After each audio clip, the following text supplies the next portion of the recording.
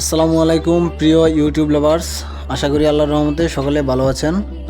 তো আজকে আমি একটা স্যামসাং ফ্রিজের নর্মালে ঠান্ডা হয় না সেই ফ্রিজটা দেখার জন্য আসছি এবং এসে ফ্রিজের যে ফিউজ, হিটার, কুলিং ওভারলোড সবগুলো চেক করলাম। তো থার্মোস্ট্যাটটা চেক করা বাকি ছিল, তো থার্মোস্ট্যাটটা নর্মাল থেকে আমি খুলে ফেলেছি। তো দেখতে পাচ্ছেন যে আমি থার্মোস্ট্যাটের তারগুলো চেক করে করে লাগাইতেছি।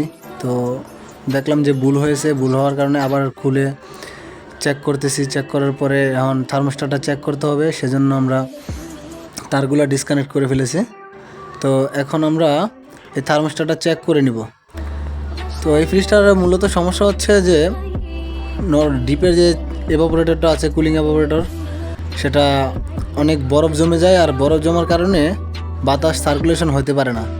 তো এই ধরনের সমস্যার জন্য মূলত অনেক সময় দেখা যায় আপনার থার্মোস্ট্যাট থেকে লাইন ছাড়ে না, কুলিং ওভার থেকে লাইন না দিলে, অথবা হিটার না চললে, বা যদি ফ্যান না চলে, এই ধরনের সমস্যাগুলোর জন্য এই কুলিং এভাপোরেটরে অনেক বেশি বরফ জমে যায়। আস্তে আস্তে দেখা যায় নর্মালি ঠান্ডাটা একেবারে নাই হয়ে যায়। তো আমি দেখলাম যে থার্মোস্ট্যাটটা থেকে লাইনটা কি কানেক্ট করে কি করে না, আমি বরফের ভিতরে দিয়ে ওই যে বেলুসটাকে চেক করতেছি। তো এক পর্যায়ে আমি বুঝতে পারলাম যে না, এটা লাইনটা দিতেছে। তো এটা দেখার জন্য আমি কিন্তু সিরিজ লাইনও ব্যবহার করেছিলাম। তো দেখলাম না, ঠিক আছে, এই থার্মোস্ট্যাটটা ঠিক আছে, থার্মোস্ট্যাট বা অটো সুইচ যাই বলেন। এই ফ্রিজটার ক্ষেত্রে আমরা এটা চেক করার পরে যা জাস্টিফাই করলাম, দিন শেষে কুলিং ওভারলোডটা থেকে আমরা প্রথম আইসা পাইছিলাম যে কুলিং ওভারলোডটা লাইন দেয়। পরে যখন আমরা লোড দিলাম, লোডে দেখি যে না, লাইনটা ছাড়ে না। তো পরে কি করব, অনেক ভেবেচিন্তে পরে কুলিং ওভারলোডটা চেঞ্জ করে দিছিলাম। এই ফ্রিজটার কুলিং ওভারলোডটা চেঞ্জ করে চালাইছি, এখন চলতেছে ফ্রিজটা। তবে এই ধরনের সমস্যার ক্ষেত্রে অবশ্যই আপনারা এটার যে হিটারগুলো থাকে বা কুলিং ওভারলোড বা ফিউজ, এগুলো একটু ভালোভাবে চেক করবেন। কারণ হচ্ছে আমরা গত আরেকটা ভিডিওতে অথবা কোনো একটা ফ্রিজে দুই একবার কাজ করার পরেও এই সমস্যাগুলো সমাধানের পরে আমি চেক করে দেখছিলাম যে ওই ফ্রিজটার হচ্ছে ফিউজটা প্রবলেম ছিল।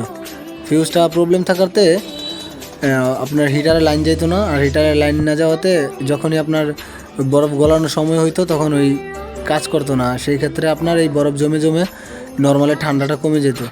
তো আমরা এখন এই এম্পিয়ার মিটারের সিরিজে দিয়ে দেখতেছি আসলে লাইনটা দিতেছি কিনা। তো দেখলাম যে দিছে লাইনটা। তো বারবার চেক করার পরেও কাজটা হইতেছিল না। এখানে অনেক সময় দেখা যায় এই পিনগুলোতে কার্বন জমে যায়, কার্বন জমাতে ভালোভাবে লাইন পায় না। তো এগুলো একটু পরিষ্কার করে নিতে হবে। এটা যারা নতুন কাজ করেন তাদের জন্য বলা, তাহলে হয়তো বা আপনারা এই প্রবলেমগুলো ধরতে পারবেন। আর যদি সমস্যাটা আপনারা খুঁজে বের করতে পারেন, তাহলে সমাধানের পথটা কিন্তু একেবারেই সহজ। এদিকে একটু খেয়াল রাখবেন। তো এখন আমরা এটাকে লাগাই দিব, এটা ভালো আছে সেই বিষয়টা আমরা নিশ্চিত হয়ে গেছি। তো কুলিং ওভারলোডের ব্যাপারটা যে বললাম, কুলিং ওভারলোডটা অনেক সময় দেখা যায় যে আপনার পানি জমে গেলে ভিতরে যদি পানি ঢুকে যায়, সেক্ষেত্রে এই ধরনের সমস্যা হয়। তো ভিডিওটা এই পর্যন্তই। আল্লাহ।